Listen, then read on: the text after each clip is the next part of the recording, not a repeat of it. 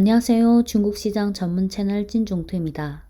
오늘 내용은 두 가지. 우선 7월 3일과 4일 중국 시황 분위기를 전체적으로 말씀드리고 이어서 중신증권과 CICC가 7월 2일 발간한 시황 보고서 내용을 요약해 드리겠습니다. 올해 상해 종합지수 흐름인데요. 2023년 1월, 2월, 3, 4, 5, 6, 7월 4일까지입니다.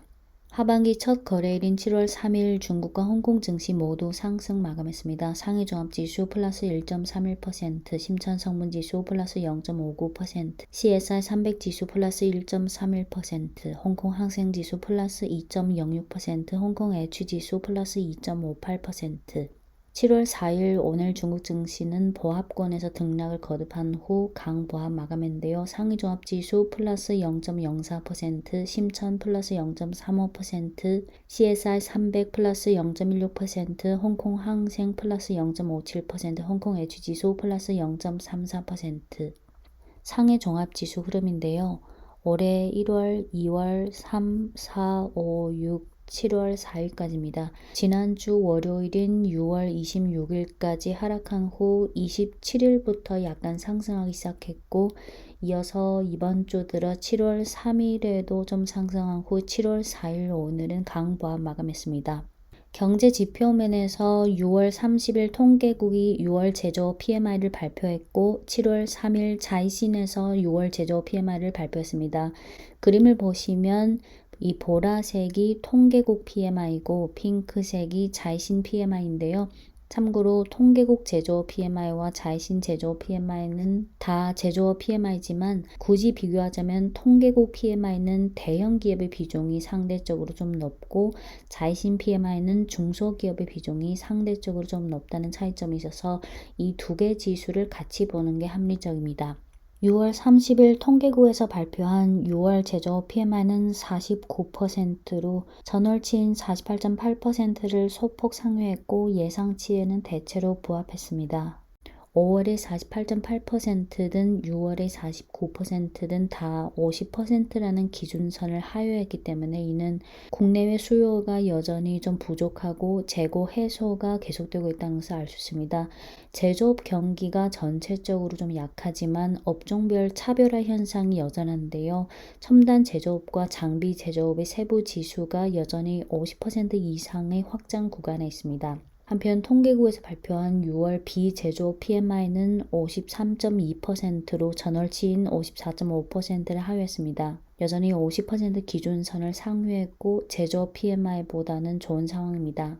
7월 3일 자이신에서 발표한 6월 제조업 PMI는 50.5%로 전월치인 50.9%보다 좀 하락했지만 여전히 50% 이상 확장 구간에 있습니다. 중국 전국 정협 상무위원 겸 경제위원회 부주임은 7월 2일부터 4일 열린 제13차 중국 중소기업 투용자 포럼 연설에서 중국 경제와 관해 이렇게 언급했는데요. 올해 중국 경제 성장률은 상저 후고 후 다시 안정화라는 흐름을 예상하고 5% 안팎의 성장률 목표는 실현 가능하다. 동시에 올해 경제 운행은 질적인 향상과 양적인 합리적 성장을 실현하려면 여전히 비교적 많은 노력이 필요하고 특히 시장 생산 경영 주체로서의 기업, 특히 중소기업들이 중요한 역할을 충분히 발휘해야 한다고 말했습니다. 7월 3일 중국 펀드 신문에 의하면 현지 펀드 매니저들은 지금 글로벌 경제에 대해 이렇게 평가했다고 전했는데요. 글로벌 경제는 동방이 강하고 서방이 약한 분화 현상이 나타났고 통화 정책의 분화는 글로벌 경제의 흐름과 펀더멘털의 분화에 호응하고 있고 미국, 유럽 국가들이 직면한 도전은 여전히 인플레이션 통제이고 중국이 직면한 도전은 시장의 자신감을 어떻게 진작시키느냐다라고 말했습니다. 상해 종합지수인데요. 2022년 1월 2, 3, 4, 5, 6 2022년 12월, 2023년 1월, 2, 3, 4, 5, 6, 7월 4일까지입니다. 2022년 10월부터 2023년 4월까지 16% 상승한 후 5월 들어 하락하기 시작해서 5월 9일부터 6월 26일까지 6%대 하락했고 6월 27일부터 약간 상승하는 흐름을 보이고 있지만 추세적인 흐름이라고까지는 아직 판단할 수 없습니다. 심천성분 지수를 보면 2022년 10월부터 12월까지 등락을 좀 거듭하다가 2023년 1월에 소폭 상승한 후 2월부터 다시 하락세 들어섰고 최근 약간 좀 상승하는 모습입니다. 홍콩 항생지수는 2022년 11월부터 2023년 1월까지 살짝 상승했다가 2월부터 하락세로 들어섰습니다. 심천 성분지수와 홍콩 항생지수는 2월부터 하락세에 접어들었는데 그에 비해 상해 종합지수는 5월부터 하락세에 들어갔다는 이런 차이가 나타났는데요. 그 이유는 중特고의 주가 흐름 영향이 컸기 때문입니다. 중特고는 한자 중특고, 중국 중, 특별할 특, 밸류에이션을 중국어에서 꾸즈라고 하니까 요 꾸는 밸류에이션이라고 생각하면 됩니다. 중특고, 중국 특색 밸류에이션 체계의 약칭인데 2022년 11월 중국 금융 포럼에서 증감이 주석이 언급했던 단어이고 중국 증시에서 중특고 지수는 각 산업에 속한 중앙국유기업 79개 종목으로 구성된 지수이고 79개 종목 중 상해 종목이 61개, 심천 종목이 18개인데 종목 수든 시총이든 상해 종목이 절대적인 비중을 차지합니다. 중특고 지수의 흐름을 보면 22년 1월, 7월, 2023년 1월, 2, 3, 4, 5, 6, 7월 올해 1월부터 5월 8일까지 35.6% 급등한 후 이익 실현이 나오기 시작했는데요. 이는 상해 종합지수의 흐름과 등락폭은 다르지만 대체로 일치했습니다. 네, 우리가 중국 경제를 볼 때 글로벌 주요국들과 수평적으로 비교하는 시각으로 볼 때는 중국이 올해 5%대 성장률이라서 훨씬 좋고요. 이것이 바로 미국, 유럽, 일본 등 각국의 글로벌 기업 총수들이 올 들어 잇따라 중국을 방문하고 협력하려는 주 원인 중 하나입니다. 하지만 중국 경제를 타국과 아예 비교하지 않고 중국 경제 내부만 본다면 작년 12월 7일 방역 해제 후 올 들어 경기 회복의 강도나 속도가 현지 예상치를 좀 하회했고 정책적 지원이 더 필요한 상황입니다. 어느 나라 증시든 글로벌 경제나 이슈의 영향을 많게든 적게든 다 반영하긴 하지만 중국 증시는 그보다는 중국 자체의 상황, 즉 중국 경기, 중국 산업 상황, 중국 기업 실적, 중국 자금 수급 및 그에 대한 투심 위주로 반영한다는 특징이 있기 때문에 중국 증시를 접근하고 중국 증시 흐름을 판단할 때는 글로벌 시장의 영향도 중요하지만 그보다는 중국 자체, 중국 내부적인 경기 상황이나 중국 자체의 흐름이 더 중요합니다. 과거 영상에서도 살짝 언급했듯이 지금 경기 상황상 정책 지원이 더 필요한 건 맞지만 정부에서 단, 중, 장기적으로 추구하는 것이 급진적인 부양, 급진적인 자극이 아닌 비교적 신중하고 안정적인 그리고 장기적인 구조 조정을 고려한 정책 기조라서 상황에 따라 약간의 수위 조절은 있을 수 있지만 주식시장에서 원하는 그런 매우 급진적인 적극적인 지원 정책은 나오기 어렵습니다.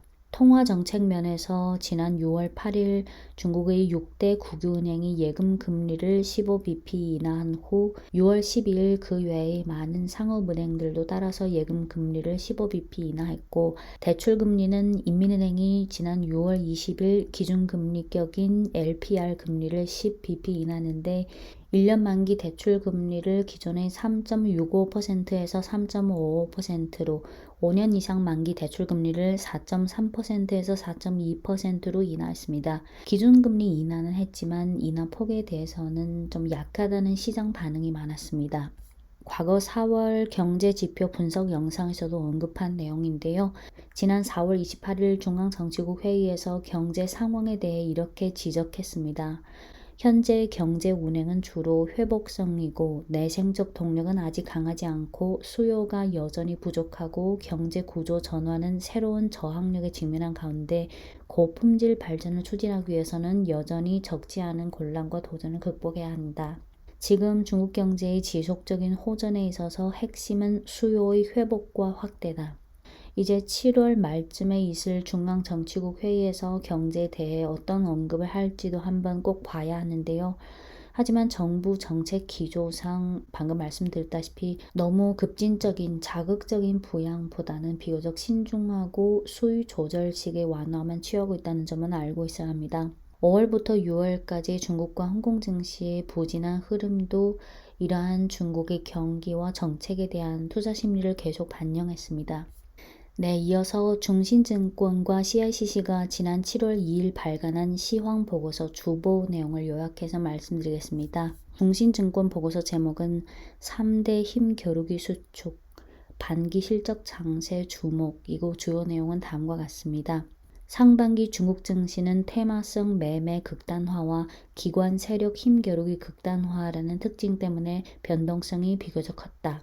지금 경제, 정책, 투심 세 가지 모두 바닥에 있고 7월부터 증시는 실적과 정책에 대한 검증기에 들어서면서 테마주, 정책, 업종 교체 이 3대 힘겨루기도 점차 수축되면서 증시는 반기 실적 장세에 주목하게 된다. 첫째, 경제면에서 경기 회복은 여전히 낮은 수준에 있고 기업 실적 증가율은 상반기 바닥을 다진 후 하반기에 온화한 회복세를 보일 것이고 펀더멘털의 회복 여부는 정책에 대한 의존도가 비교적 높다.